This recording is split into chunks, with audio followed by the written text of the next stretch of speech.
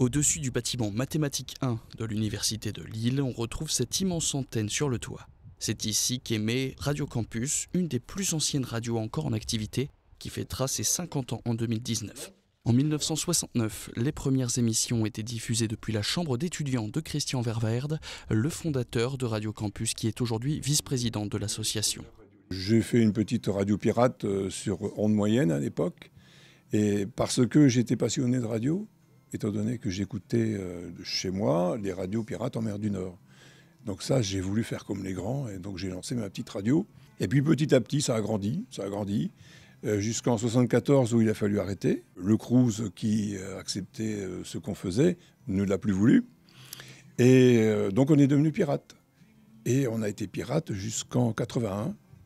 On s'est baladé dans la nature, de toit en toit, de beffroi en église, pour émettre de manière occasionnelle. Ça me manque un petit peu, mais bon, j'ai plus l'âge de grimper sur les toits et de faire ça, mais ça me rappelle une époque intéressante de la conquête de la liberté de la radio, oui.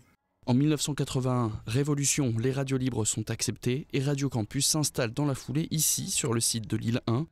Aujourd'hui, 120 animateurs bénévoles se relaient pour parler vie étudiante, culturelle et pour passer une programmation musicale la plus originale possible. Et avec ce nouveau mode d'émission qu'est le DAB+, Radio Campus est en train d'écrire une nouvelle page de son histoire. Pour moi, c'est carrément comme si je démarrais une nouvelle radio. Bien sûr, c'est toujours la même, c'est toujours Campus, mais c'est une autre façon d'émettre qui est assez originale. Et ce qui est bien, c'est que le fait d'émettre en DAB+, ça nous a fait collaborer avec 12 autres radios de la région. On a eu des échanges très intéressants.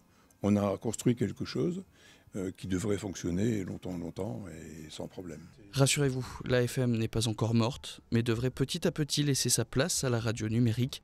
Une petite mort pour Christian Verwaerd qui versera une larme ce jour-là. Sans doute, oui. De la même manière que dès le début, on émettait en ondes moyennes, ça m'a fait quelque chose d'arrêter la diffusion en ondes moyennes, puisque plus personne n'écoute les ondes moyennes. Bon. Maintenant que les Hauts-de-France émettent en DAB+, ce sont les zones de Lyon, Nantes, Rouen et Strasbourg qui sont les prochaines à être équipées. Dans 2 ans, 70% de la population française pourra recevoir ce DAB+.